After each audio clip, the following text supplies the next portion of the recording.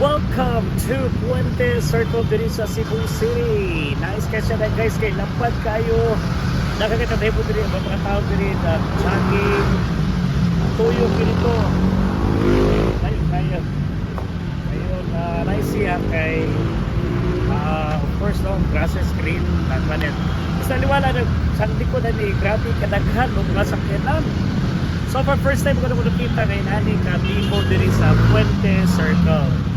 Dayon, ako pinakaitarya ni siya area kay ang mga jogging paano lang po ganito as kay tingkanan. So despite sa usa ka busy ang mga lugar, kapag yung kanabang area po asa sila safe maka-jogging, asa sila safe na makalakaw-lakaw. Okay, so kay kani sa Metropolis man daghan kay mga building diri so mga tao kapag yung way na sa ka lugar na maghatag ng opportunity sa ato ang mga guests, sa mga tourists, sa mga residents na maka-enjoy pagin sila sa ilahang pag-jogging-jogging. Aliwala sa kabisi pero nagpadayon gyapon. Alright, so thank you so much Cebu City for the experience.